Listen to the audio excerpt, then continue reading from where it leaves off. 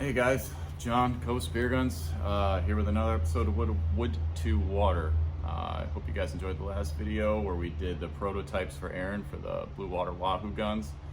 We're actually going to be doing a run of those shortly, so keep an eye out for them. This week we are going to do a special build for a friend of ours, Jesse, from Flogrown apparel. I'm sure if you've been to any major retail store, you have seen his apparel. He has a wide variety of shirts, and you know, we're in apparel, but not anywhere near the level he is. And all I can say is it is extremely difficult to get to that level of apparel for what he's done. So I admire the fact that that company is as widespread and as big and as accepted as it is. 'Cause it's very hard to develop a brand at that level, and to even harder to get to the buyers of those major retail stores. So he asked me for a specific build for something to go offshore on the west coast of Florida, like Fort Myers, Marco Island area. So I decided to make him a 64. He wanted something that was hip loadable. So I decided to make him a 64 standard Bluewater. And we had a couple of older blanks that have been sitting for a while, because we're gonna have to reshape these to have the custom outside exotic wood that I'm gonna show you. So I had some nice old teak blanks that have been sitting for a bit. I have two of them, so I'm gonna make two of these. So I will have one extra one if anybody's interested in it. I'm sure it'll sell fast. And the wood we're gonna use for it is tigerwood. So I actually still had a piece of tigerwood. I didn't think I did, but this is, you can see, it's hard to get it right in the light, but tigerwood's got this, not all of it, but if you find the right pieces, it's got this beautiful figuring to it, these dark black stripes that go through it, and it creates a very unique look. So it's very heavy, so you don't use a lot of it, and it's also very stubborn because it wants to twist and bend, and it's hard on the tooling, but you know, it creates a really interesting look once it's finished. So we're going to be building two of those, and I'm going to show you some of the other exotics that we used to do. Now, the reason we don't do exotics, I get the question probably at least 3 dozen times a year if I can do a custom build for somebody, and the problem is, this wood, usually the more exotic, the better looking the wood is, the more extreme in the color that it has, usually the harder it is to work with. It's not always the case, it's usually the case. For example, like Purple Heart, you know, we still have some Purple Heart laying around. I do these once in a while, but the Purple Heart, extremely hard wood, very hard. I call it the concrete of woods because it blunts all of your tools. It's hard to rip, it doesn't glue very well. You have to sand the hell out of it to get it to do and bond properly. It's a lot of work to get these to behave with the spear guns. So, or to behave with teak. Teak is great. It has a low radial shrinkage, it behaves, it sands well, it cuts well, it machines well, it's consistent. That's why we use it. And it's very cooperative with saltwater or high moisture environments. Same with the mahogany that we use for the shorties. They both behave very well in those marine environments. So, like tigerwood, Purple Heart, and then we have like zebrawood. You know, obviously called zebrawood because of how it looks. A lot of guitar builders use this for like fretboards and stuff. It's a beautiful wood, but it's, again, high interlocking grain. You play with it, it wants to twist constantly, and in our line of work, everything has to be straight. It has, you can actually take thin layers of zebra wood and start pulling it back, and the grain's so interlocked that you can usually get a couple feet down before it breaks off. So that one's another hard one to work with. And then Wenge, or some people call it wenge for some reason, but Wenge, this one's beautiful, but this one actually isn't that hard to work with. It's just hard to source. It's hard to find it in decent amounts, or at least long enough pieces to make decent sized spear guns out of. So all these woods, I love using them. I mean, at my heart, this is what when I started building these guns, this is what I really enjoyed doing, was building these beautiful custom guns. But at the level we're at now, and to especially supply our retailers and to supply all the customers, if we did this, we'd go out of business. So I have to do, you know, maybe 15 or 16 builds like this a year. So that's why we're doing this Wood to Water series. Everybody seems to enjoy it. and we're gonna make a couple units each time we do it. So we'll have a couple extra customs that we can sell with each episode. So it's gonna be a long, tricky build, but let's get to it.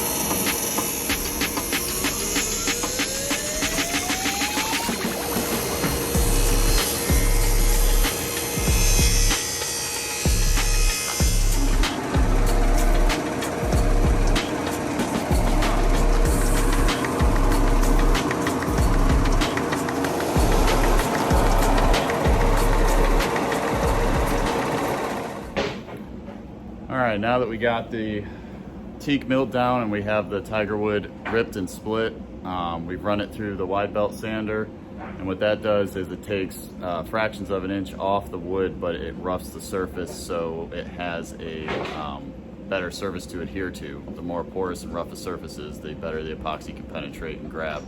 So now what we're going to do is hit these with epoxy, clamp them, and leave them to dry over the weekend. And since these are custom, we usually clamp dozens of spear guns at a time. We'll usually do runs of 50, 70, 80, 100 guns at a time. But with these being specialties, they require a little more attention. We want them a little more level, we want them perfect. So we're gonna clamp these and let them dry.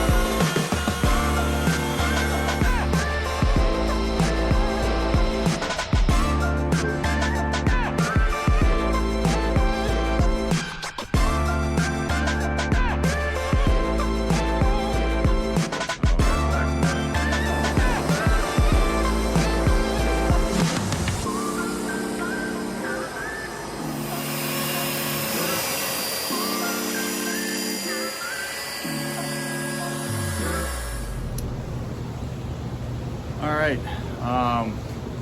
so now they're completely straightened, they're tracked, they are ready to go on the CNC for machining. There's some pretty attractive blanks, they got some good color in them, and as you can see, good contrast. So we're using teak as the stabilizer. That's why it's in the center, keeps the gun straight. But this nice dark, high contrast tigerwood gives it a very unique look. We never know how it's going to turn out because as we take layers off, different either ribboning or striping comes through because we never know what's inside the wood. So as we start carving away at it, you're going to see it actually take even a different look, a different coloring to it. And then when we put the epoxy finish on it, that brings out even more, because second it hits there, you see the richness of the wood come out. So some of the hidden ribbons you didn't see before, some of the hidden color actually starts to come out even more. So it's a pretty cool look. So let's see what happens when we start to change the body on these things. See what they look like.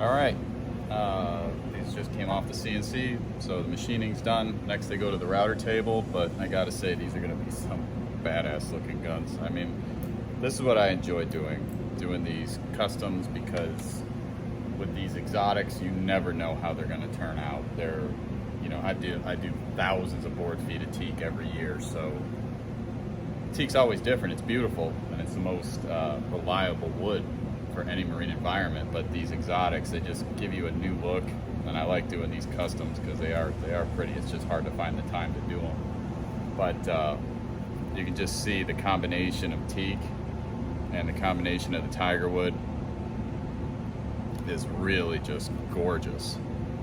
The heavy striping.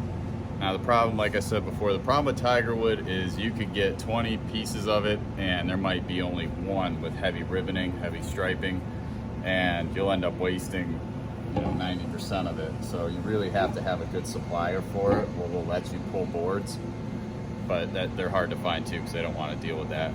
But this is the gun that's for Jesse from Flogrown, and this has got beautiful, just beautiful striping on it, and this one has nice high figured teak in the middle too, so it's going to create quite a nice look, especially once we get the base coats on it. You can really see the color pop. It's really going to be one of a kind.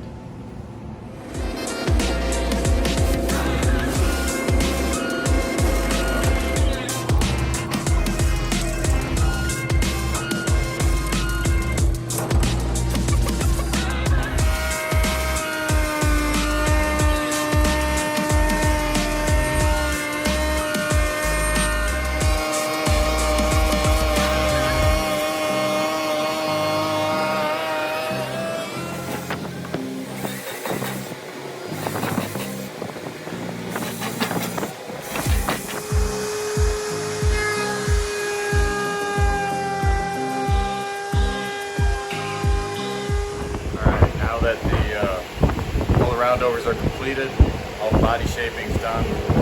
Now it's time to take them over to the sanding table and to get the base coating onto these. It's going to be a hell of a gun.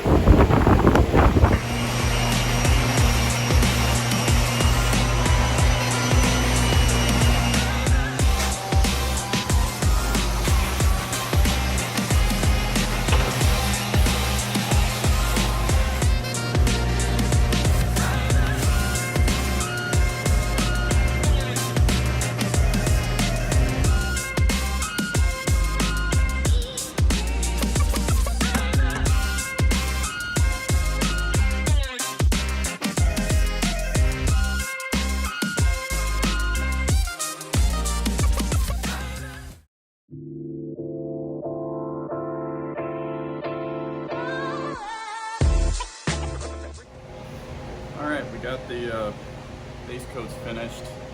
It looks very impressive. I love that tigerwood. I love the striping down here. Just gives it completely different characteristics. With this one, we kind of lucked out. The teak being book matched up here creates just a, hard to see in the glare, it just creates this perfect, you know, mirrored pattern. And then with the outside having the color and characteristics and definition that it does, it really creates a cool look. It also creates a cool look on the bottom here with the you know, the teak just worked out. It had good striping in it, had good characteristics, and you know, it's going to be definitely a one-of-a-kind gun. I hope Jesse likes it, and hope it gets used. A lot of these nice customs, people just buy them and they sit on the wall, and I want these to be used. We can always make it look pretty again. We refinish a lot of guns. So I told him it'd be a custom, so I'm going to put an etching on it. Use his logo, put it in the CNC, and put Flogrown here on the bottom. It's gonna be a little tricky. It's a detailed etching with laser. Etching is very easy, not easy, but you can do just about anything with laser. You can put any picture on a spear gun with laser. With CNC, it's mechanical, so it has to be able to get tight enough, and you have to be able to have a bit with a small enough diameter to do high detail. So the more detailed the logo, the trickier it is. But we'll figure it out. We'll get it on there, and it's going to have a really cool look to it.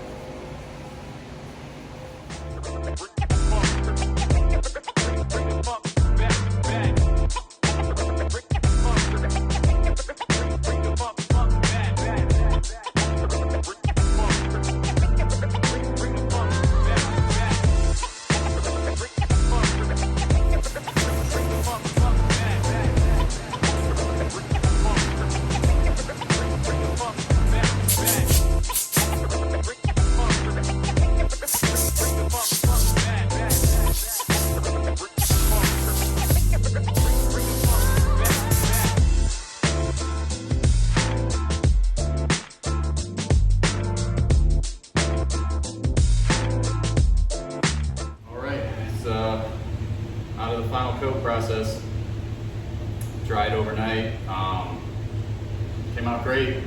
Nice, smooth, even finish, deep, rich, high gloss.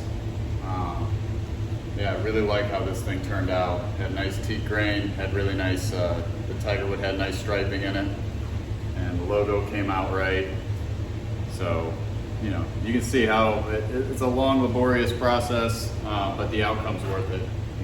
To get something as one-off and as unique as this, it's well worth the work. So next it's off to, we clean it up, we go through weeding, and then it goes to assembly, and then we ship her out. So stay tuned.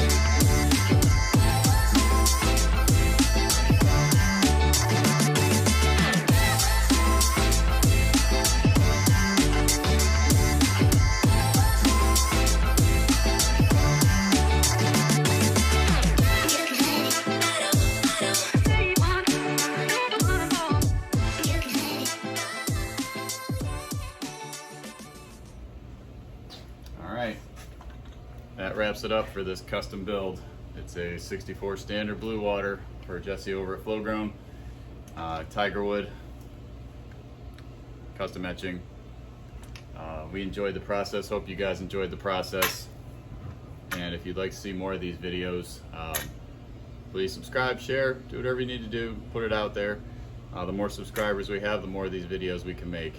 because they do consume a lot of time on a already pretty time consuming project. So we do enjoy doing these videos though, because we do see teak every day, and as teak is a beautiful wood and is one of the best woods to work with, it's nice to see something different like tigerwood come through or purple heart. Obviously we can't do these on a production scale, there's just too many variables, but to do these one-offs from time to time and to add it as content for you guys to watch, and if you enjoy it, great, everybody wins. So again, if you want to be considered for one, just shoot me an email, john@koahspearguns.com. We may pick yours for a custom build, but please understand, we're only going to be able to pick a handful of them because we are extremely busy throughout the summer, keeping the shops filled and keeping you guys stocked up. So hope you enjoyed the video, and until the next build, we'll see you then.